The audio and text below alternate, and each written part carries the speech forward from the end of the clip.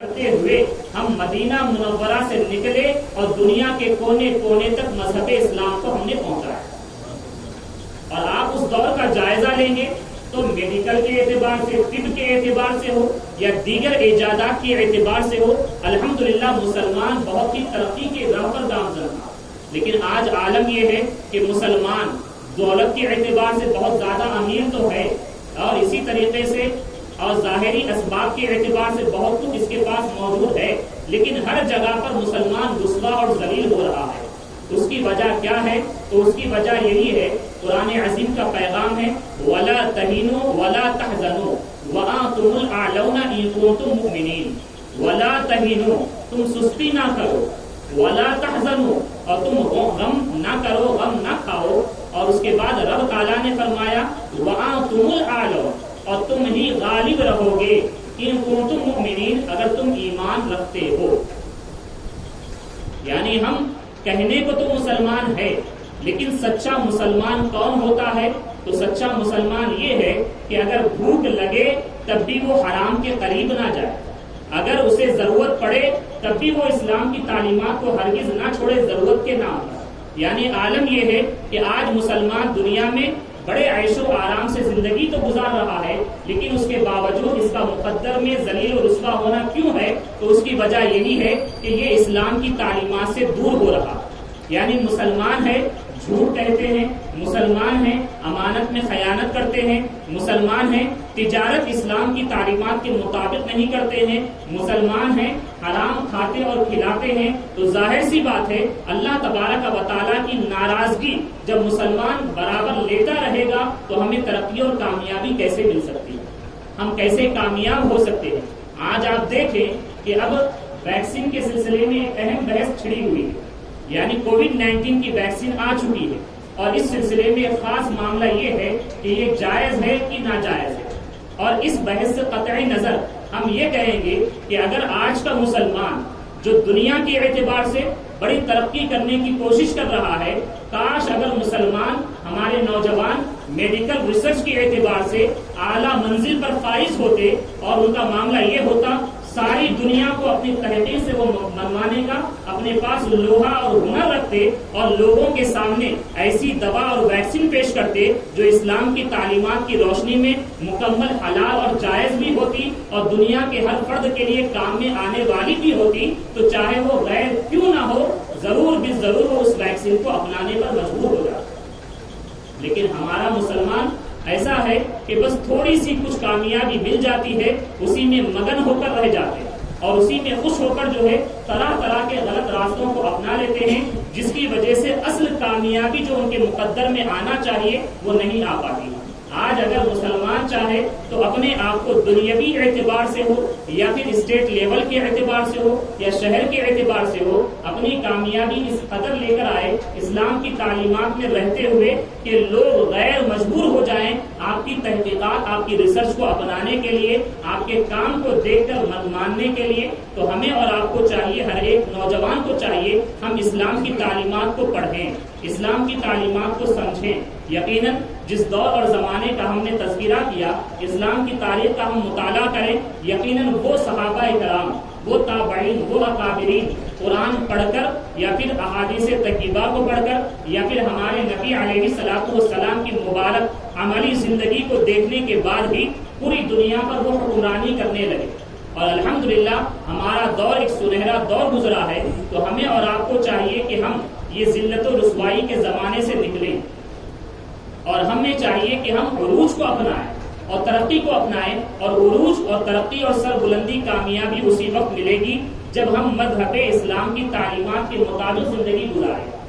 یعنی ہم یہ چاہیں ہم حرام بھی کھاتے رہیں گے، اور ہم یہ چاہیں ہماری مساجد اور مدارس کو بند بھی کر دیا جائے اور ہمارے طرح طرح کے اسلامی شعار پر نقصان پہنچاتے رہیں لوگ، اور ہم خاموشی کے ساتھ تماشائی بن کر دیکھتے رہیں، تو یاد رکھیں ہماری کامیابی کبھی بھی مقدر میں نہیں آئے.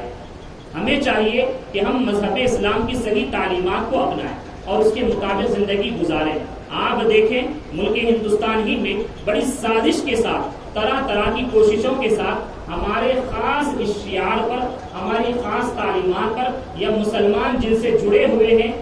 جس بھی طریقے سے ممکن ہو وہ کوشش کر رہے ہیں انہیں اسلام سے دور کیا جائے۔ آپ جانتے ہیں مدارس اسلامیہ کا ایک اہم رول ہوتا ہے، مدرسوں کا جو ہے مسلمان معاشرے میں، مسلم معاشرے میں ایک اہم رول ہوتا ہے۔ آپ کی نمازیں کیسے درست ہوتی ہے؟ جب امام مصلی پر کھڑے رہے تب آپ کی نماز ہوتی ہے، اور اگر کسی کا انتقال ہو جائے نماز جنازہ پڑھانے والے امام ہی ہوتے ہیں، اور کسی کا انتقال ہو جائے ایصال ثواب کے لیے امام ہی کام میں آتے ہیں، عالم دین ہی کام میں آتے ہیں۔ اور کبھی بھی یعنی آپ کے ایمان پر کوئی حملہ ہو تو اس حملے کا جواب دینے والے جو ہوتے ہیں، رہنمائی کرنے والے جو ہوتے ہیں، وہ بھی علماء ہوتے ہیں۔ لیکن اب جس سازش کے ساتھ آسام میں، اسٹیٹ جو آسام ہے، وہاں پر مدارس اسلامیہ کو بند کیے جانے کی ایک سازش چل رہی، بلکہ وہاں کے جو اسمبلی ہوتی ہے اس میں جو ہے یہ قانون پاس بھی کر دیا گیا ہے کہ اپریل سے پہلے جو مدرسے رہے، کئی ایک مدرسے جو رہے، اب اپریل سے انہیں اسکول کی شکل دے دی جائے، خاص مذہب کی تعلیم نہ دی جائے۔ تو یہ بہت ہی افسوس کی بات ہے۔ تو ہمیں اور آپ کو چاہیے کہ ہم اپنے معاملات کو بہتر سے بہتر بنائیں، اپنے معاملات کو ہر ایک اعتبار سے مضبوط بنائیں، تاکہ کسی غیر کو ہمارے ایسے معاملات میں دخل اندازی کی کوشش نہ ہو جس کی وجہ سے ہمارا اسلام، ہمارا ایمان، ہمارے اعمال خطرے میں پڑتے ہیں۔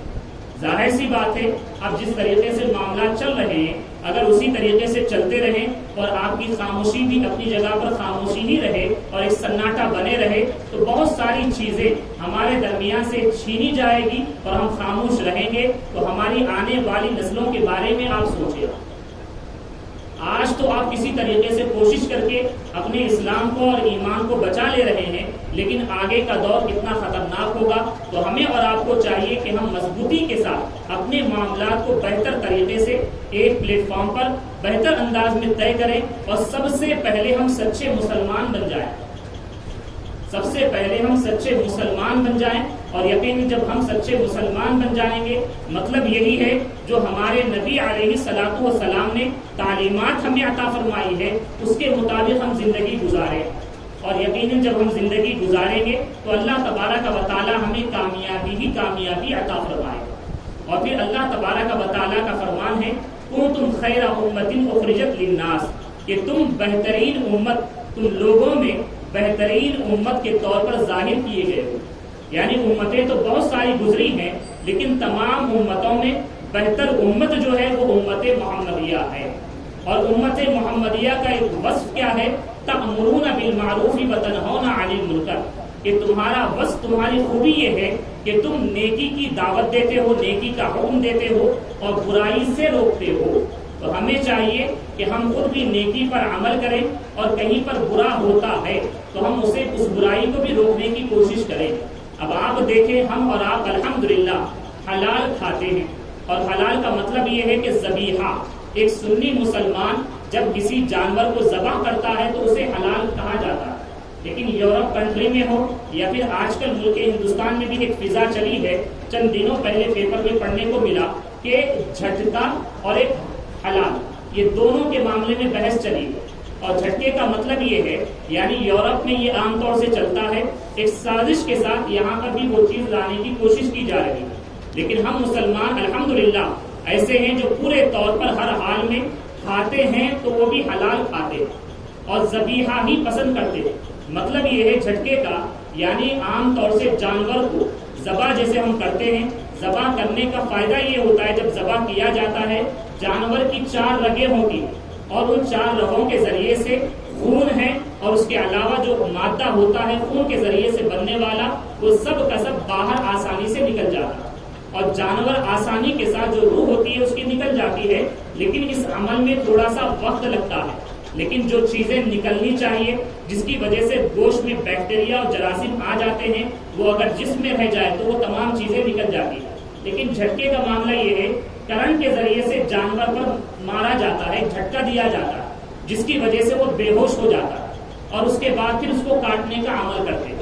اور یہ جو ہے یورپ کنٹری میں ایسے ہی ہوتا ہے، اور اس کے علاوہ ملک ہندوستان میں بھی ایک معاملہ یہ چلا ہے، چند سالوں پہلے بھی اٹھا تھا، چند دنوں پہلے بھی یہ چلا ہے، اور اس کو اس طور پر پیش کیا جا رہا ہے، یعنی سکھ لوگ یہ کہتے ہیں کہ یہ ہمارے دھرم کے خلاف ہے حلال کھانا، اور اس کے علاوہ یہ کہتے ہیں دوسرے لوگ بھی کہ یہ بھی جو ہے حلال ہم نہیں کھاتے ورنہ ہمارے دھرم کے خلاف ہو جائے. لیکن مسلمانوں کا معاملہ یہ ہے کہ کبھی کبھی مسلمان حلال لیبل دیکھ لیتے ہیں, کبھی چلے جاتے ہیں. تو ہمیں اور آپ کو بھی چاہیے کہ ہم پورے طور پر معلوم کریں, کسی نئی جگہ پر جائیں تو واقعی میں حلال کا مطلب جو مسلمان کا ذبیحہ ہوتا ہے وہی چیز ہے کہ نہیں ہے. اصل جھٹکا دینے کے بعد جانور مر تو جاتا ہے لیکن اس کا خون جو ہوتا ہے, چونکہ جب وہ بے ہوش ہو جاتا اس میں جو صلاحیت ہوتی ہے, حرارت جو ہوتی ہے وہ ختم ہو جاتی ہے اور خون پورے طور پر بیکٹیریا جو ہوتے ہیں وہ گوشت میں مل جاتے ہیں, سرایت کر جاتے ہیں, جس کی وجہ سے گوشت خراب بھی ہو جاتا ہے. لیکن تعجب ہے اتنی ترقی یافتہ دور ہونے کے باوجود یہ ایک سازش کے ساتھ یہ کہنا چاہتے ہیں کہ نہیں حلال ہم نہیں کھاتے ہیں, پسند نہیں کرتے اور حلال کی وجہ سے جانور کو تکلیف ہوتی ہے معاذ اللہ. تو مقصد یہ ہے آج جس بھی طریقے سے ممکن ہو اسلام پر, اسلام کی تعلیمات پر اور مسلمانوں پر طرح طرح سے حملے کیے جا رہے ہیں. ہم مسلمانوں کو چاہیے کہ ہم پورے طور پر مذہب اسلام کی تعلیمات پر سختی کے ساتھ قائم رہیں اور اپنے رشتے کو اسلام سے مضبوطی کے ساتھ قائم رکھیں اور جو محبت رسول ہمارے دل میں ہے اس کو ہمیشہ ہمیشہ باقی رکھیں. تو انشاءاللہ عز و جل اللہ تبارک و تعالیٰ پھر ہمیں وہ کامیابی عطا فرمائے گا جو ہمارے اسلاف کے مقدر میں کل کامیابی تھی. اللہ تعالیٰ کی بارگاہ میں دعا ہے اللہ تبارک و تعالیٰ ہم تمام کو مذہب اسلام کی تعلیمات پر عمل کرنے کی توفیق عطا فرمائے. اللہ تعالیٰ ہم تمام کے ایمان و عمل کی حفاظت فرمائے